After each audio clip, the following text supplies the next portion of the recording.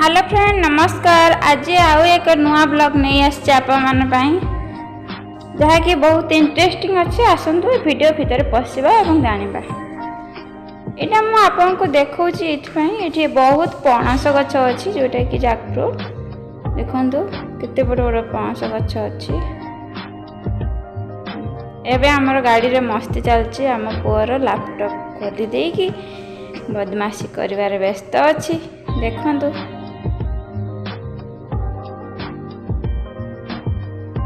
तार यहाँ ABCD laptop आ झील आमर गोड़ लंबे बसी जाइछि। बाबा पानी पीबार व्यस्त अछंती। मामा आमर सीट्र लोक मान सहित कथा होचंती देखंतु।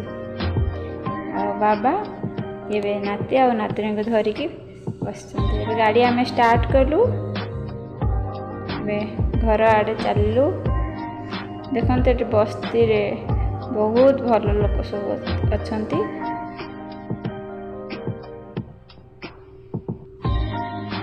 गाँवली एरिया से भीतर देखिए आम क्रॉस करूँ।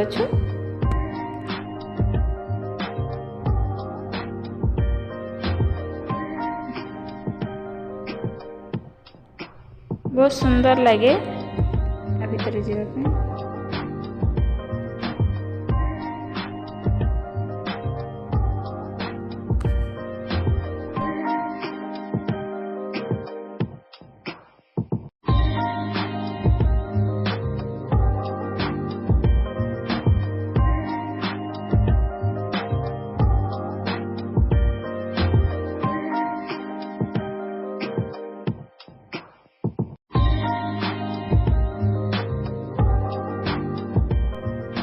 आपन को ये वीडियो देखेबार बहुत उद्देश्य अच्छी। प्रथमत यही रास्ता रे गले आपन को शॉर्टकट बहुत पड़िबो जोटा कि राउरकेला रे पहुँचवा पाई। एटा होची प्रथम पुल। देखंतु एटा पुल तैयारी रे अंडर कंस्ट्रक्शन रे चलीछि किंतु तार तो दे आमे वृत्ति करूछु। ये प्रथम पुल आहरी बहुत गुड़ा पुल अच्छी। तो आपको ये वीडियो शेष पर्यंत आप देखु निश्चय जापर। ये देखो केते बड़ पुल बना चली। वर्षा हो जाए जेहेतु ये कादुआ हो जाए। प्रथम पुल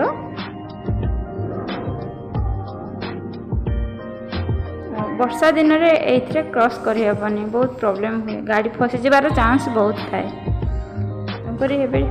खरा दिन बोली चली जाऊँ तो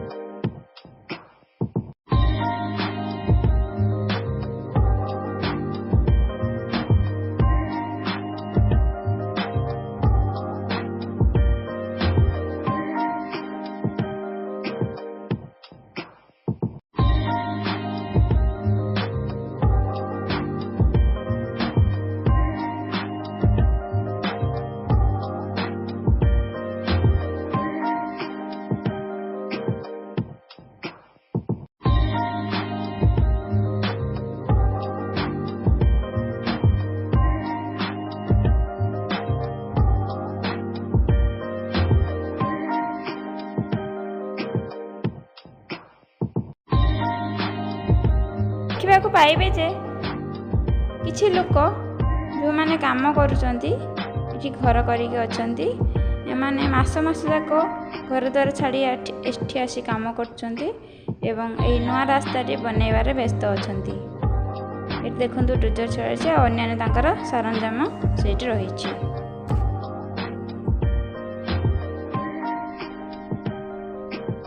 से सब को सब क्रॉस करके जाऊँ तो से आपको देखे दूसरी।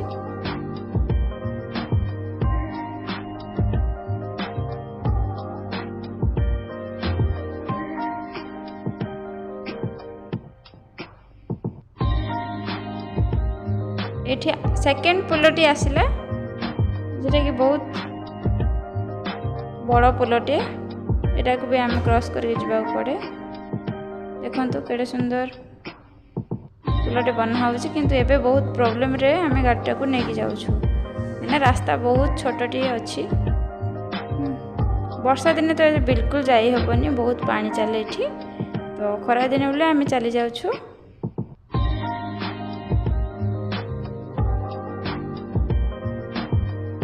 अपन मन रखु ये द्वितीय पुल आहरी आगू बहुत गुड़ा पुल अच्छी तो आपको ये वीडियो देखी आप वीडियो शेष पर्यटन निहाती देखी रखु। देखु